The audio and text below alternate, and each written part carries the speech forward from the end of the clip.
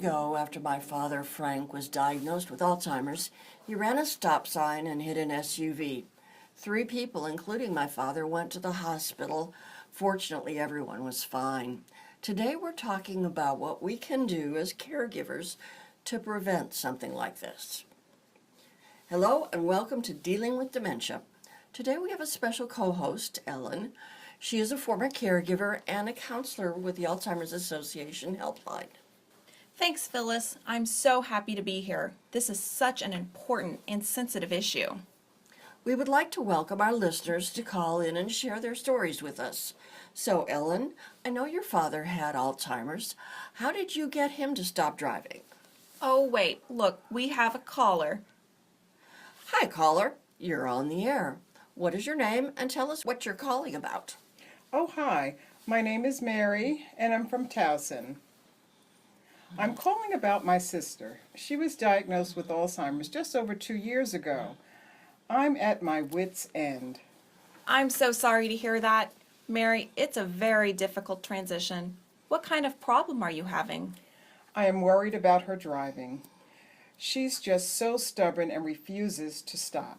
Last week, a neighbor told me that she saw my sister's car run a red light in a school zone. She could have run over a child.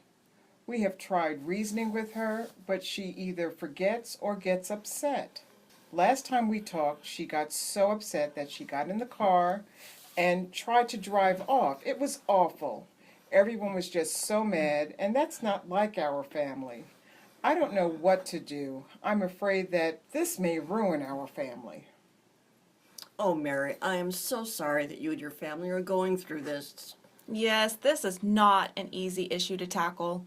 We're so glad that you realized your sister shouldn't drive any longer. People with Alzheimer's are often unable to drive safely.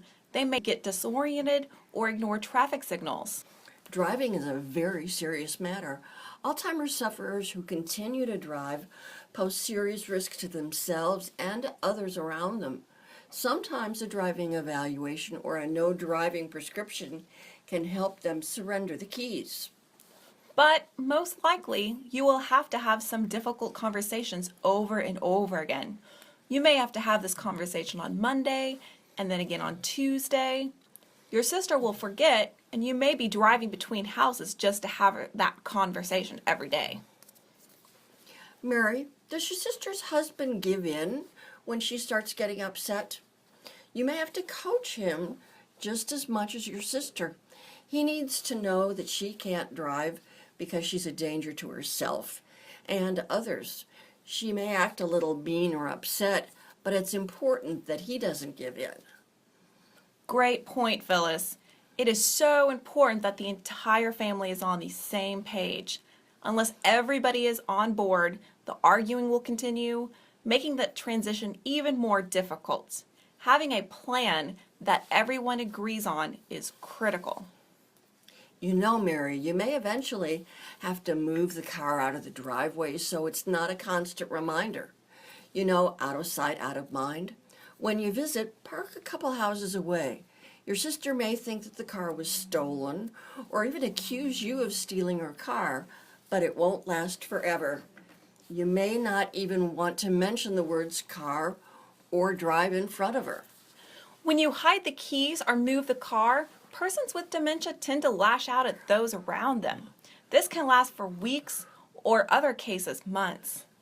After enough time, she'll forget about the car or that she even drove, but only after she gets used to a new way of doing things. This is why it is so important that everyone understands and sticks to the plan. Because driving is necessary to get important things done, the family should have a plan for how to make sure that your sister has all of her needs met. Family and friends can help with driving to the store and help organize trips so that your sister can get out with other seniors. Public transportation is also an excellent option. The Maryland Transit Administration offers several transportation services, including Mobility, that is a senior reduced fare program. They also have a taxi access service. You can find out more by calling 1-866-RIDE-MTA. During this time, there are lots of communication techniques that you and your family can use to avoid big blowouts. For example, avoid any reminder words. Instead of saying, let's drive to the store, say, we need groceries, let's go to the store. Great example, Phyllis. I also like how you keep the phrases short. It is so important to use short, easy phrases because people with dementia cannot follow conversations like they could before. Short thoughts are easier for them to remember. That's great. And speak slowly and pronounce words carefully. Be patient for a response. Do not rush the conversation. Patience is important. You may have to repeat questions a few times. If the person does not respond, wait, then ask the question again. One thing I've found helpful is to say positives and not negatives. If your sister is about to walk across the street, don't say, don't go there. Instead say, let's go here, and direct her down the sidewalk. Well, it's about time for our first commercial break. I want to thank Mary for calling in and sharing her experience. This is a sensitive and difficult topic, and we wish her all the best of luck. Mary, please call back and let us know how you and your family are doing. Thank you, ladies, for all your help, and I will.